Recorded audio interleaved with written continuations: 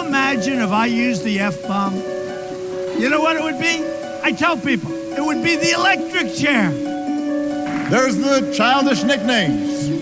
Very people who perpetrated the lies that I was an agent of Russia, like Adam Shifty Schiff and others. The crazy conspiracy theories. If you look for a job and you give up looking for that job because after 4 or 5 months you can't find one, you are considered statistically employed. We have this weird obsession with crowd sizes. This is the Rebel Alliance.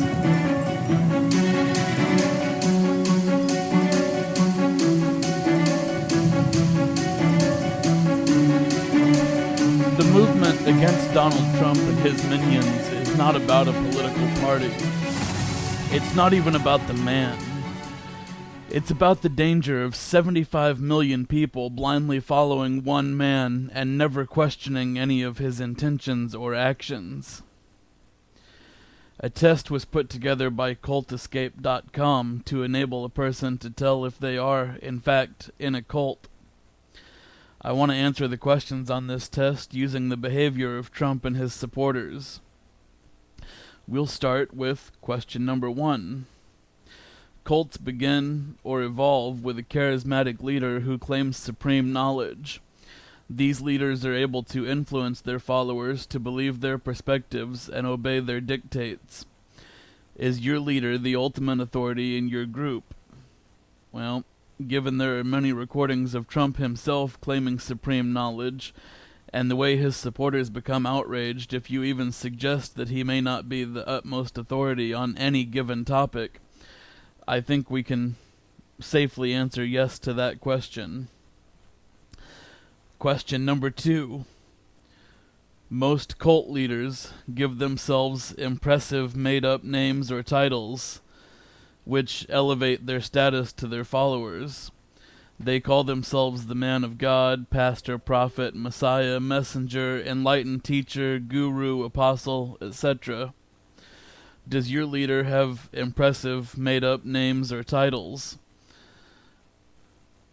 We're going to answer no to that question, even if he did call himself the father of IVF, which is less impressive and more creepy.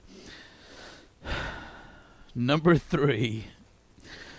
Cult leaders convince them members to forfeit their critical thinking ability in return for a sense of belonging, authority, and purpose. To members, it doesn't matter what the evidence or logic may suggest. The leader is always right, and their misdeeds are always justified. Criticism of the leader is forbidden. Is your leader always right, and therefore you are not allowed to criticize him, even if the criticism is true? On this question, I want to call attention to Trump constantly stating that he is the only reliable source for information. When someone, even someone outside his supporters, attempts to criticize him, we have seen him make attempts to punish them. He expects everyone to simply trust his word and not do any research on their own. That makes the answer to this question a strong yes. Number 4. Cults generally only allow their members to study their organization through approved sources. They view critical thinking as an infectious disease, and every effort is made to suppress it. Doubting members are encouraged to isolate themselves from outside influences and focus solely on the doctrine of the cult. People who contradict the group are viewed as persecutors and are often given labels like anti or rival. Members are discouraged from consuming any material that is critical of the group. Are members of your group discouraged from reading anything that is critical of the group? Trump constantly uses words like persecution to describe his convictions even after a trial by a jury of his peers. Furthermore, he pushes people to only get their news from networks like Fox and Newsmax, as they paint him only in a positive light. Any network that shines a light on his failures or faults is forbidden. The answer to this question? Definitely a yes. Number 5. Because cults consider themselves the ultimate authority on truth, the members can't imagine anybody leaving the group with their integrity intact. Thus, they have to perpetuate a false narrative that former members were deceived, backslidden, demonic, bitter, evil, fallen away, etc. As far as your group is concerned, would they say there is no legitimate reason to leave them? To answer this question, I want to call you back to January of 2021, when Trump's supporters were looking to hang Mike Pence because he wasn't willing to lie and say that Trump had won the election in 2020. Pence was Trump's own vice president, and Trump's supporters were ready to kill him because he was going to certify the results of a free and fair election. This is definitely a yes. Number 6. Does your group insist that the end of the world is near? Cults position themselves as the sole refuge from an evil outside world that is intent on their destruction. Cults thrive on conspiracy theories, catastrophic thinking, and persecution complexes. In an effort to draw in more paying members, cults are often very aggressive in their recruitment efforts, which are usually justified as saving people from the evil world.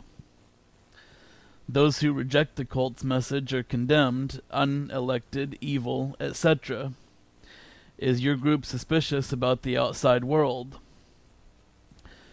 All I needed from this question was conspiracy theories, catastrophic thinking, and persecution complexes.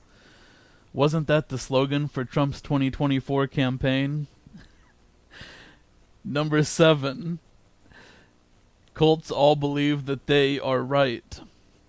They are the right group with the right doctrines, the right leader, the right interpretation of their holy book, and their leader is right in dictating what laws and rules they are to obey.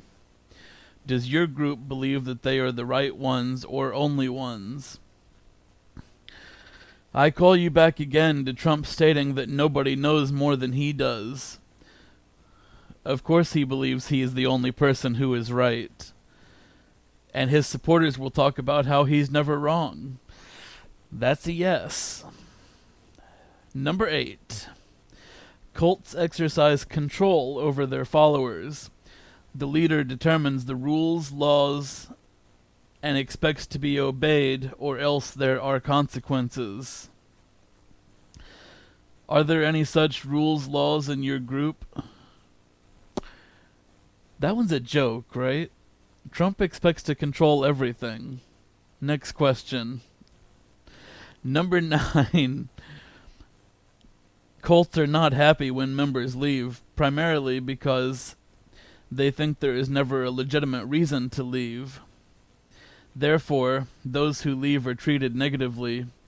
Remaining members, even family members, distance themselves emotionally, often shunning and ostracizing ex-members. They now see them as unclean, evil, deceived, an opposer, etc. If you were to leave your group, would remaining members, even family members, separate themselves from you, whereby there would be an emotional detachment? I'll draw from my personal experience here. I've never been a Trump supporter, so I have never left the group, but I have had family distance themselves from me for not being a Trump supporter. After all, everyone else is wrong. Number 10. Cults separate families. This is how it works. A member of a family leaves. The cult now separates the remaining family members with rules and laws. These dictate they can no longer have a normal family life with that member who has left. If you were to leave the group, would remaining members separate themselves from you and cease to have a normal family life? Again, as somebody who has been uninvited from family functions for not supporting Trump, I can firmly answer yes to this question. So that's 9 of the 10 questions we answered yes to. According to the test at cultescape.com, we have determined what we already knew. MAGA is a cult. This is what makes MAGA so dangerous. They won't hesitate in doing anything that wannabe dictator Trump tells them to do. MAGA is a cult and should be treated as such.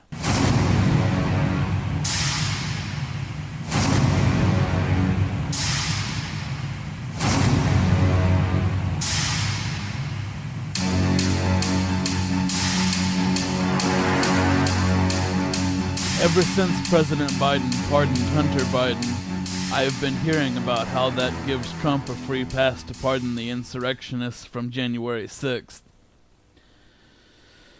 If Joe Biden had not been the President of the United States, and if the opposing party had not been corrupt, Hunter Biden never would have been charged.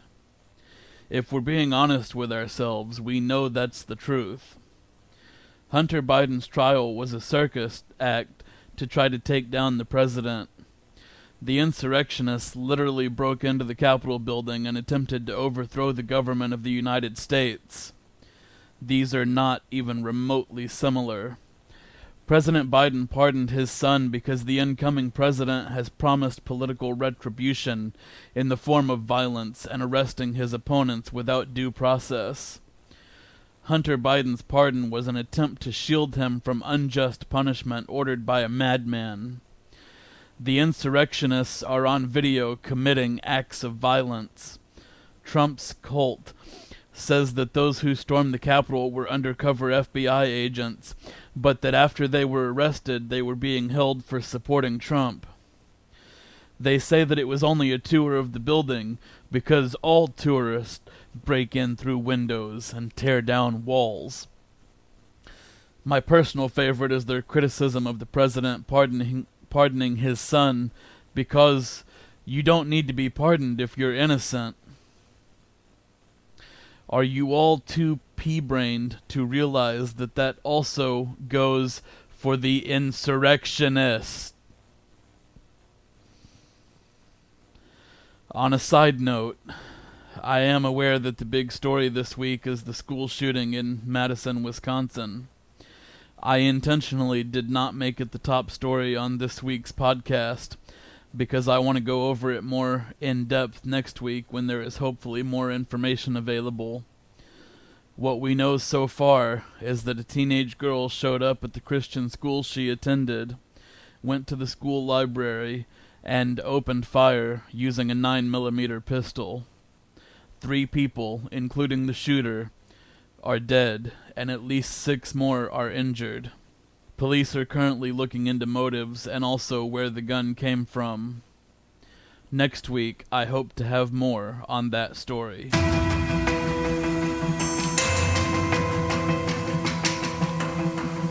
Still ahead on Rebel Alliance is, as always, a look at this week in history. First, let's go looking for this week's most moronic morons. In third place, golfer Phil Mickelson. Mickelson got on Twitter recently and made a post he headlined Random Thoughts. After a bit of pointless banter, his last random thought was, if a deranged individual threatens to kill you, let's hope there's a Daniel Penny around.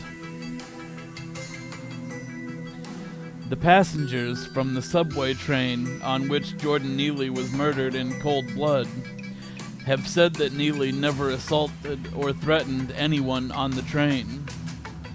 The acquittal of Daniel Penny was based on only one thing. Phil, your racism is showing. In second place, it's convicted felon Donald Trump.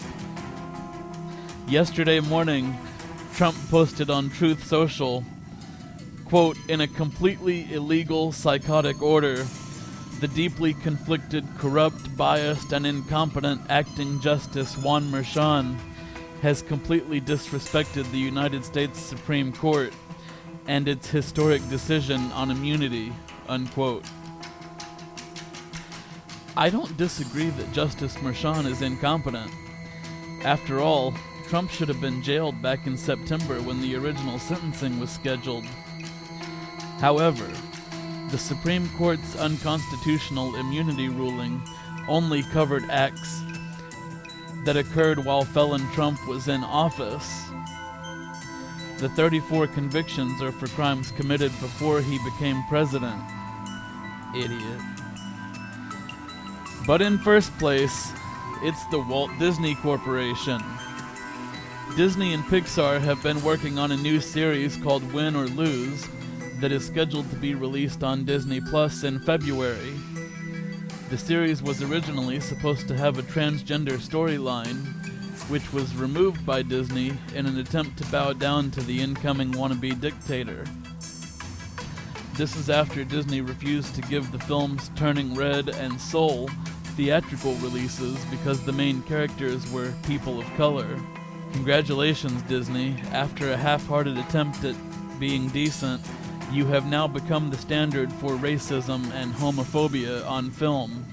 And you have earned the dishonor of being this week's most moronic morons.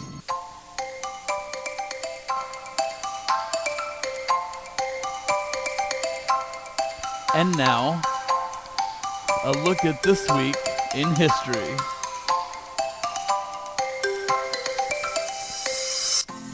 On December 15th, 1973, the American Psychiatric Association removed homosexuality from its list of mental illnesses.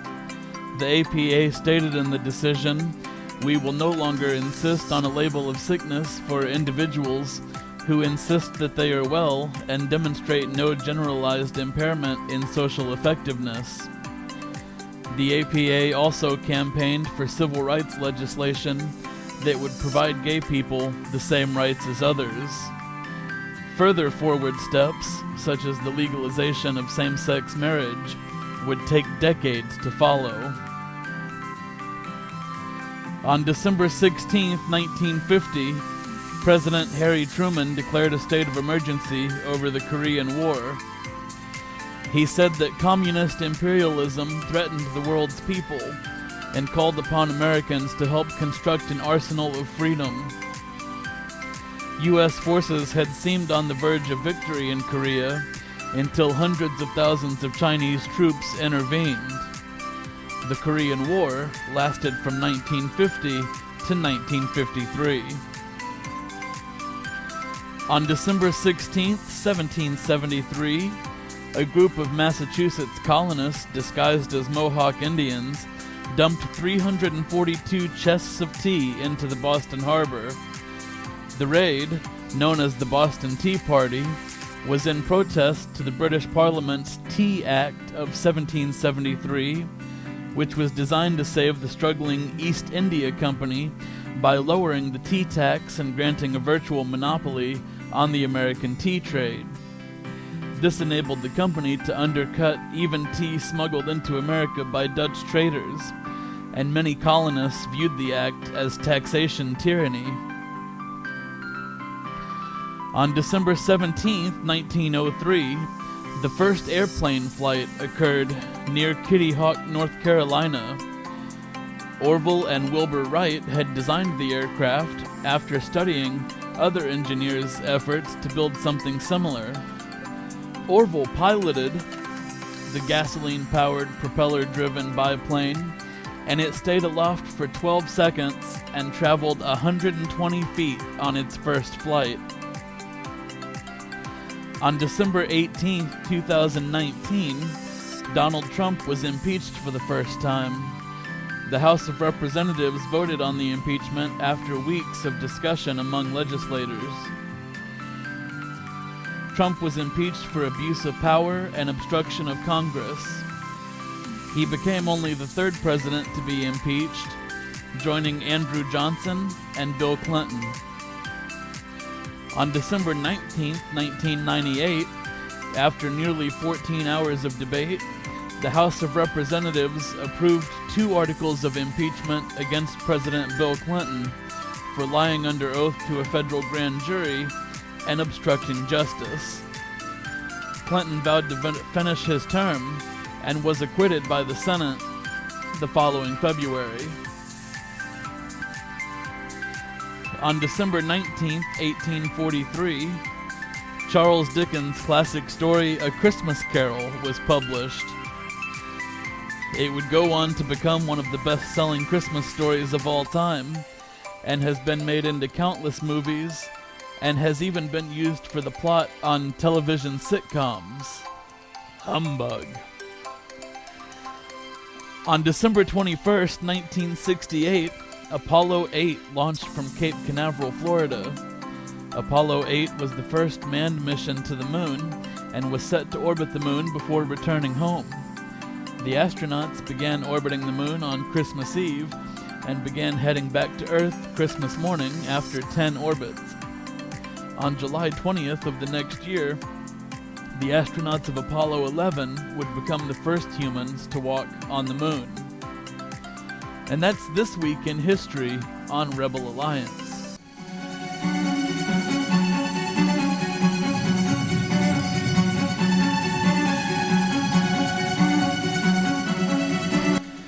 Since Donald Trump is so obsessed with crowd sizes, how about in 5 weeks' time we show him the largest crowd to ever peacefully protest a presidential inauguration? Remember to do your part by not patronizing businesses that support MAGA. Let's bankrupt them. Thank you, Rebels, for being part of the Alliance, and thank you for listening. Please subscribe to Rebel Alliance on Spotify and YouTube. If you know someone who should be listening to Rebel Alliance, please send it to them and ask them to subscribe as well. So that's Rebel Alliance for this week, 5 weeks until the inauguration of lame duck, sex offender, dissociative fugue president, convicted felon Donald Trump, and 213 weeks until the scheduled end of his presidency. Do what you can to resist, and in the meantime, keep breathing, drink water, take your vitamins and meds, and sleep when you can. Until next time, never back down. And we'll see who's right. Ultimately, I'm always right.